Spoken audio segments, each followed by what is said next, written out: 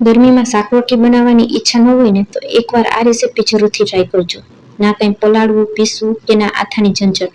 ફક્ત 15 જ મિનિટમાં પેટને ઠંડક આપે તેવો દૂધીનો નાસ્તો બનીને તૈયાર થઈ જાય છે. અને અહીં તમે જોઈ શકશો નાસ્તો આપણો એકદમ સરસ સોફ્ટ અને જાળીદાર તૈયાર થયો છે. તો ચાલો રેસીપી શરૂ કરીએ. દૂધીનો નાસ્તો બનાવવા માટે સૌથી પહેલા 250 ગ્રામ દૂધીની છાલ ઉતારી અને આ રીતે મેં નાના ટુકડા કરી લીધા છે. બધા ટુકડાને પાણીથી ધોઈ પાણી નીતાળી અને મિક્સર જારમાં ઉમેરી દેશું. તેમાં સાથે 2 લીલા તીખા મરચાં, 3 કળી લસણની અને 1 ઇંચ જેટલો આદુનો ટુકડો ઉમેરશું.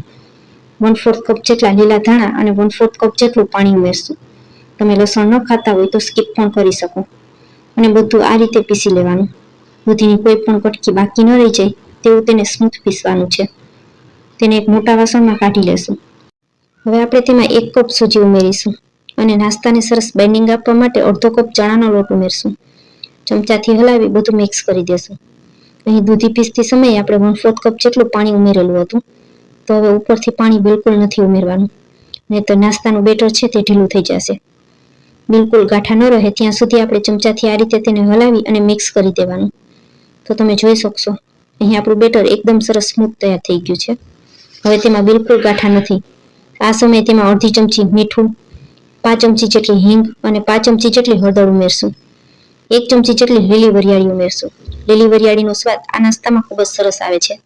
અડધી ચમચી જેટલું આખું જીરું અને 1 ચમચી જેટલો લીંબુનો પાવડર ઉમેરીશું. તમારા ઘરમાં લીંબુનો પાવડર ન હોય તો તમે 1 ચમચી ખાંડ અને 1 ચમચી લીંબુનો રસ પણ ઉમેરી શકો. જે મિક્સર જારમાં આપણે બધી વસ્તુ પીસેલી હતી તેમાં 2 ચમચી જેટલું પાણી ઉમેરી અને સાથે ઉમેરી દેશું. બેટર અહીં ખૂબ જ ઘટ હતું તો 2 ચમચી જેટલું મેં પાણી ઉમેરેલું છે. અહીં પાણીનું માપ આપણે સૂજી ઉપર ડિપેન્ડ કરે છે. સૂજી તમે જાડી કે ઝીણી જે રીતે લેતા હોય એ રીતે પાણીની જરૂર પડી શકે. ત્યાર પછી 1 ચમચી ભરી અને તેલ ઉમેરશું.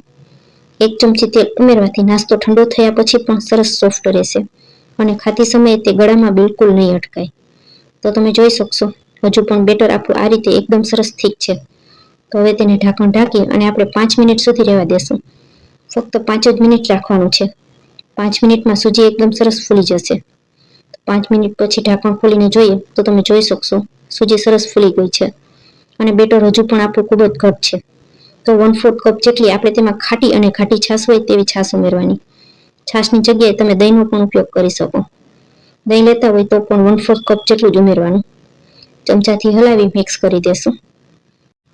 આ રીતે તૈયાર કરેલો નાસ્તો બાળકોને પણ ખૂબ જ પસંદ આવે છે. બાળકોને ખબર પણ ન પડે કે આમાં દૂધી ઉમેરેલી છે. હવે તમે જોઈ શકશો આ રીતનું આપણું મીડિયમ થીક બેટર તૈયાર થઈ ગયું છે.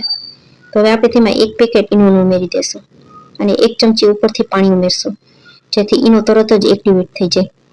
ચમચાથી હલાવી અને બધું સરસ મિક્સ કરી દેશું.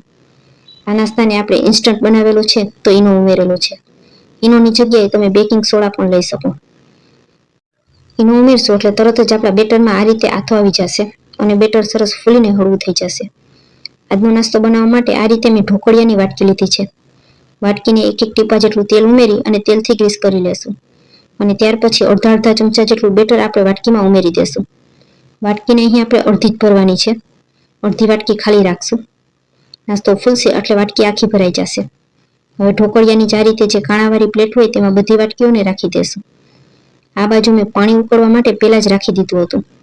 પાણી આ રીતે એકદમ સરસ ઉકળી જાય ત્યાર પછી જ આપણે તેમાં નાસ્તાની પ્લેટને રાખવાની છે. તેની ઉપર ઢાંકણ ઢાંકી અને 10 થી 12 મિનિટ સુધી આપણે તેને થવા દેશું. તો 10 મિનિટ જેવો સમય થઈ ગયો છે. છરીની મદદથી નાસ્તાને ચેક કરીએ તો છરી એકદમ સરસ સાફ આવે છે. તો આપણે ગેસને બંધ કરી અને તૈયાર કરેલા નાસ્તાને થોડો ઠંડો થવા દેવાનો.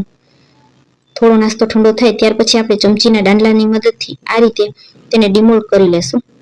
પહેલા તેની સાઈડ છોડાવી લેવાની. તો તમે જોઈ શકશો એકદમ સરસ જાળીદાર નાસ્તો બનીને તૈયાર થયો છે. નાસ્તાને સુપર સ્વાદિષ્ટ બનાવવા માટે એક કઢાઈમાં 2 મોટી ચમચી તેલ મૂકશું. તેલ એકદમ સરસ ગરમ થઈ જાય એટલે તેમાં અડધી ચમચી રાઈ ઉમેરશું.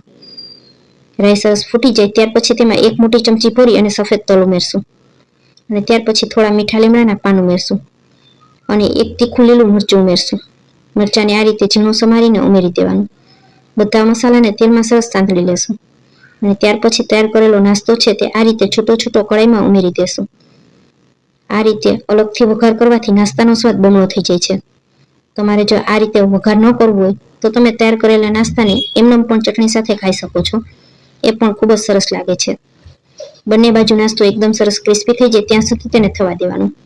તો ફક્ત 1 જ મિનિટ જેવો સમય લાગશે. 1 મિનિટ પછી તમે જોઈ શકશો નાસ્તો આપણો બંને બાજુ એકદમ સરસ ક્રિસ્પી થઈ ગયો છે.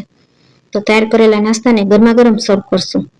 તો ફ્રેન્ડ્સ, આજની રેસીપી અહીં સુધી જોયા પછી જો તમને જરા પણ પસંદ આવે તો વિડીયોને એક લાઇક કરજો, વધુમાં વધુ લોકો સુધી શેર કરજો અને મારી રેસીપીઓ તમને જોવી ગમતી હોય અને હજુ સુધી મારી ચેનલને સબસ્ક્રાઇબ ન કરી હોય તો મને સપોર્ટ કરવા બદલ મારી ચેનલને સબસ્ક્રાઇબ જરૂરથી કરજો.